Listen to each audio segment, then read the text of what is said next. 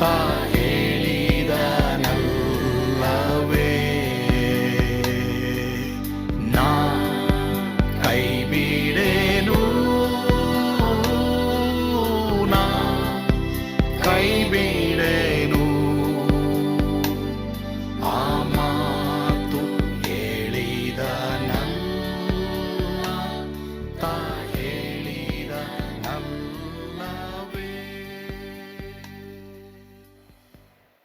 ಯೇಸು ಕೈ ಬಿಡನು ದೈನಂದಿನ ಸತ್ಯವೇದ ಅಧ್ಯಯನಕ್ಕೆ ನಿಮ್ಮೆಲ್ಲರನ್ನು ಆಹ್ವಾನ ಮಾಡ್ತೇನೆ. ಪ್ರಸಂಗಿ ಪುಸ್ತಕ ಅದು ಹಳೆ ಒಡಂಬಡಿಕೆಯಲ್ಲಿ ಜ್ಞಾನೋಕ್ತಿ ಪುಸ್ತಕ ಆದಮೇಲೆ ಬರೆದಿರುವಂಥದ್ದು. ಸೊಲೊಮೋನ, ಯೇಸ್ವಾಮಿ ಬಿಟ್ಟರೆ ನೆಕ್ಸ್ಟ್ ವೈಸ್ ಆಗಿದ್ದಂಥ ಒಬ್ಬ ರಾಜ.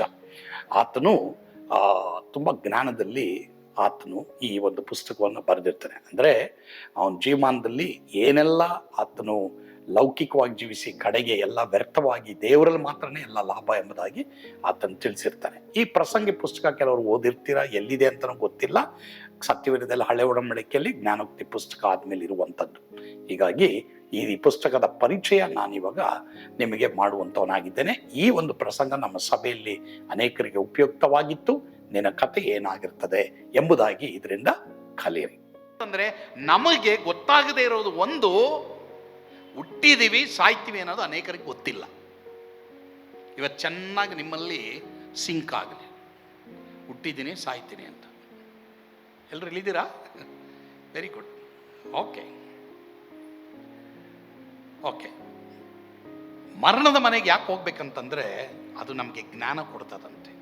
ದುಃಖದ ಮನೆಗೆ ಯಾಕೆ ಹೋಗ್ಬೇಕಂತಂದ್ರೆ ಅದು ಜ್ಞಾನ ಕೊಡ್ತಾರೆ. ಅದರರ್ಥ ಬರ್ತ್ಡೇ ಮಾರಬಾರ್ದು ಅಂತಲ್ಲ, ಅವನಲ್ಲ ಅದೆಲ್ಲ ಹೇಳ್ತಾ ಇರೋದು. ಜನನ ದಿನಕ್ಕಿಂತ ಮರಣ ದಿನವೇ ಲೇಸು ಅಂತ ಹೇಳ್ತಾ ಇದ್ದಾನೆ. ಅದರ ಅರ್ಥ ಜನನ ದಿನದಲ್ಲೂ ಏನೋ ಇದೆ, ಬಟ್ ಅದಕ್ಕಿಂತ ಮರಣ ದಿನವೇ ಲೇಸು. ಅವನ ಸಬ್ಜೆಕ್ಟ್ ಏನಂತಂದ್ರೆ, ನೀನು ಹುಟ್ಟಿದೀಯಾ, ನೀನು ಸಾಯಕ್ಕೆ ಹೋಗ್ತೀಯ, ಇದ್ರ ಮಧ್ಯದಲ್ಲಿ ನೀನು ಯಾವ ರೀತಿ ಜೀವಿಸ್ತಾ ಇದೆಯಾ ಅನ್ನೋದು ಗಮನಕ್ಕೆ ತಗೊಳಪ್ಪ ಎಂಬುದಾಗಿ ಅವನು ಹೇಳ್ತಾ ಇದ್ದಾನೆ. ಸರಿ, ಇವಾಗ ಇಲ್ಲೆಲ್ಲರೂ ಕುಳಿತುಕೊಂಡವರು ನೀವು ಹೇಳ್ಬೋದು, ಅಯ್ಯೋ ನನಗೆ ಆಗಲೇ ಅರ್ಧ ಜೀವ ಆಗೋಯ್ತು, ಫಿನಿಶ್ ಆಗೋಯ್ತು, ನನಗೆ ರಿಗ್ರೆಟ್ಸ್, ವಿಷಾದ, ನಾನು ಈ ಥರ ಮಾಡ್ಬೋದಾಗಿತ್ತು, ಹಿಂಗಿರ್ಬೋದಾಗಿತ್ತು ಅಂತ ಯಾರಾದ್ರೂ ಇಲ್ಲಿದ್ದೀರಾ? ಡೋಂಟ್ ವರಿ, ಭಯಪಡಬೇಡಿ. Today you repent. ಇವತ್ತು ನೀವು ಮಾನಸಾಂತರ ಪಡ್ರಿ. ಇವತ್ತು ದೇವ್ರಿಗೆ ಹೇಳ್ರಿ, ಸ್ವಾಮಿ ನಾನು ಈ ಥರ ಮಾಡ್ಬೋದಾಗಿತ್ತು, ಈ ಥರ ಜೀವಿಸ್ಬಿಟ್ಟೆ, ನನ್ನ ಕ್ಷಮಿಸು ಎಂಬುದಾಗಿ ನೀವು ಹೇಳ್ಬೇಕು. ಎಲ್ಲರೂ ಗಮನ ಇಡಿ. You cannot regain time, but you can redeem the time.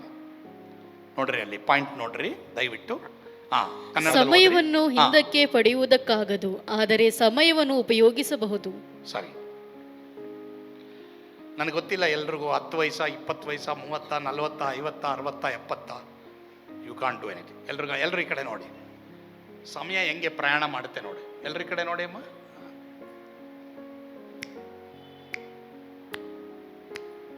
Going, ಸಮಯ ಹೋಗ್ತಾ ಇದೆ, ಸರಿನಾ? ಗೋಯಿಂಗ್ ಗೋಯಿಂಗ್ ಈಗಲೂ ಹೋಗ್ತಾ ಇದೆ.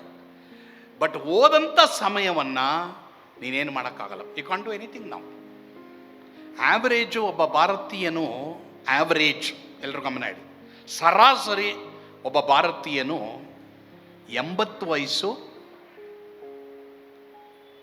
ಅಥವಾ ಲಾಸ್ಟ್ ಅಂದರೆ 90 ವಯಸ್ಸುವರೆಗೂ ಬದುಕಬಹುದು. ಇಲ್ಲಿಗೆ ಎಷ್ಟು ವಯಸ್ಸಾಗಿದೆ, ಇನ್ನು ಎಷ್ಟು ದಿನ ನಿನಗಿದೆ ಕ್ಯಾಲ್ಕುಲೇಟ್ ಮಾಡು.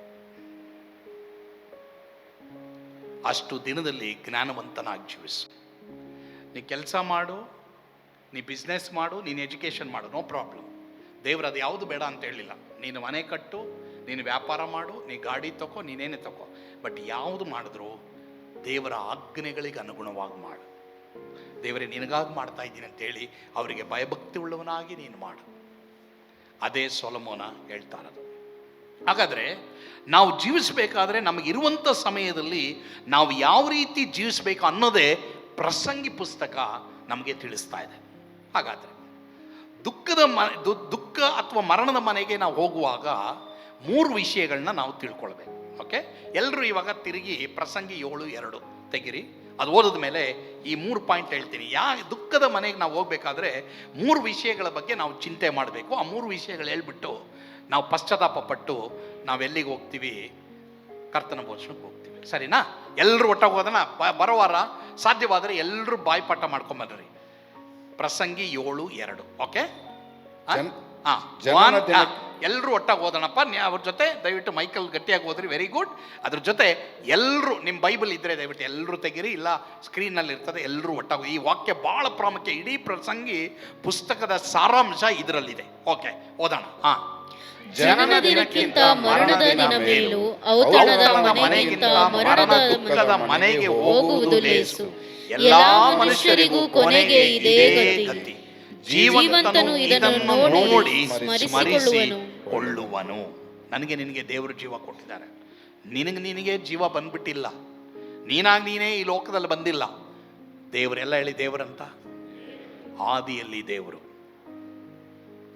ಅವರೇ ಕೊಟ್ಟಿರೋದು. ಸರಿ, ಇಲ್ಲಿವರೆಗೆ ಹೆಂಗೋ ನಿನ್ನ ಜೀವಿತನ ವೇಸ್ಟ್ ಮಾಡದೆ ಗೊತ್ತಿಲ್ಲ.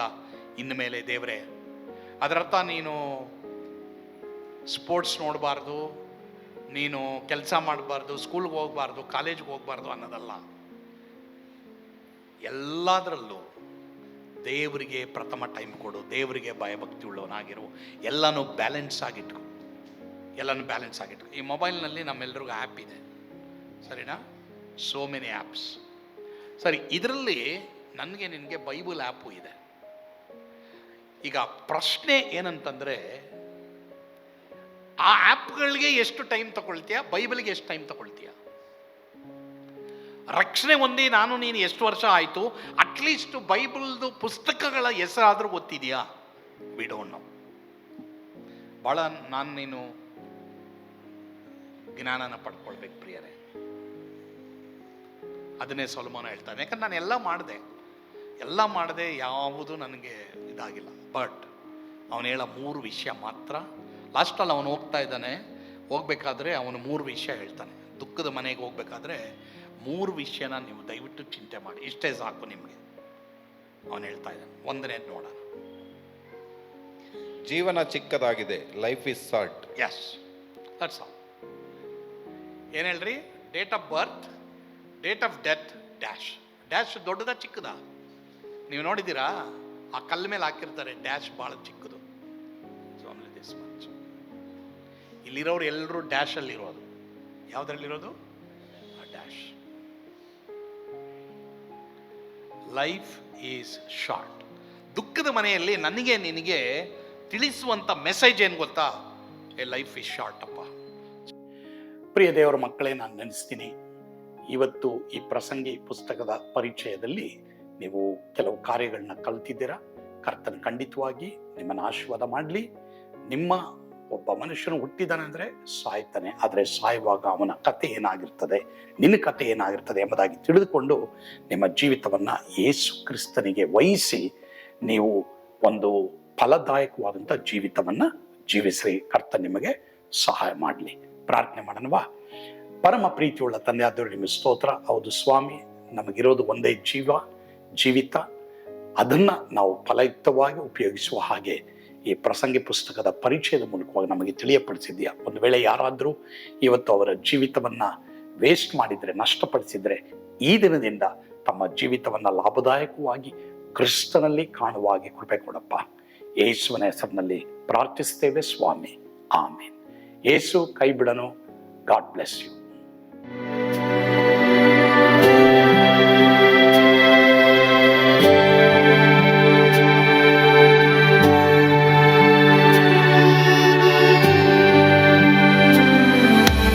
ನಾನು ಆತ್ರದಲ್ಲಿ ಇರುವಾಗಲೂ ನೀನು ಪಾಯಪಾಟು ಓಡಬಾರದು. ನನ್ನ ಮಾತನಂಬಿ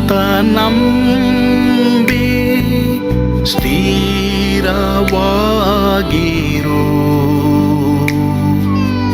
ನಿನ್ನ ಬಿಡಲಾರೆ, ಬಿಡೆನು ಎಂದೆಂದಿಗೂ.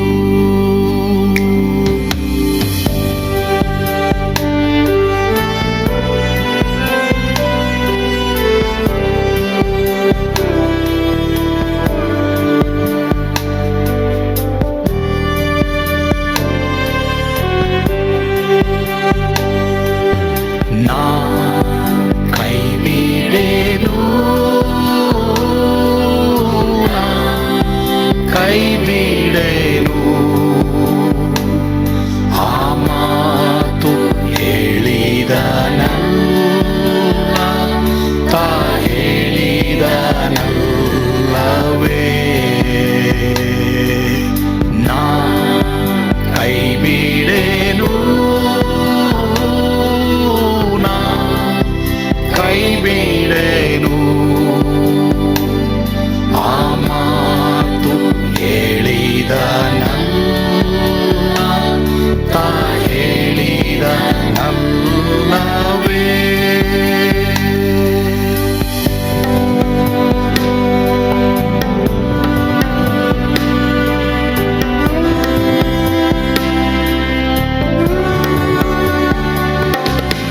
ಸುತ್ತಲೂ ಹೂಗಳು ಬಾಡಿ ಹೋದರು, ಮೇಲೆ ಸ್ವರ್ಗದೋಳು ಬಾದಲಾಗದು. ಅಲ್ಲಿಂದೇಸು ಸ್ವಾಮಿ ಬಾರುವಾತನು,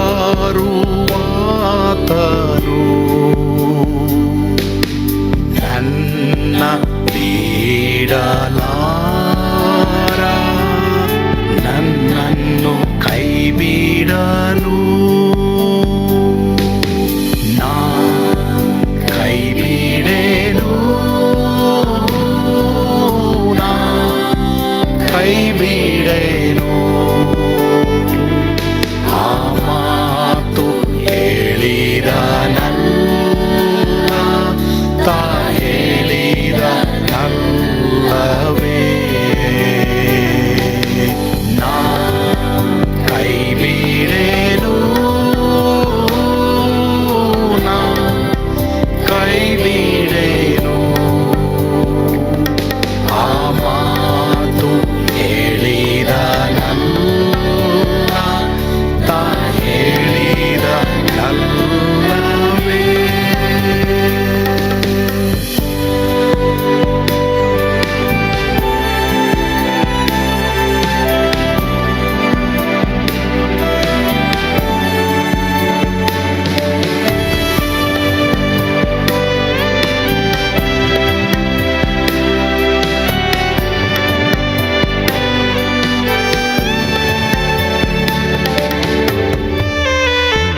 ಮುಂದೆ ಬಾಹು ಕಷ್ಟ ಬಾರುತ್ತಿದ್ದರು, ಭಯ ಪಾಡಲಾರೆ, ಸ್ವಾಮಿ ಇದ್ದಾನೆ. ಬಾಲವಾಗಿ ನಿಂತು ಹರ್ಷಗೊಳ್ಳುವೆ, ಸ್ವಾಮಿ ಬಿಡಲಾರ, ಸ್ವಾಮಿ ನನ್ನ ಕೈ ಬಿಡನು. ನಾ ಕೈ ಬಿಡೇನು, ನಾ ಕೈ ಬಿಡೇನು. ಆ ಮಾತು ಹೇಳಿದ ನಲ್ಲ ತಾ ಹೇಳಿದ ನಲ್ಲವೇ. ನಾ ಕೈ ಬಿಡೇನು, ನಾ ಕೈ ಬಿಡೇನು. ಆ ಮಾತು ಹೇಳಿದ ನಲ್ಲ ತಾ ಹೇಳಿದ ನಲ್ಲವೇ. ತಾ ಹೇಳಿದ ನಲ್ಲ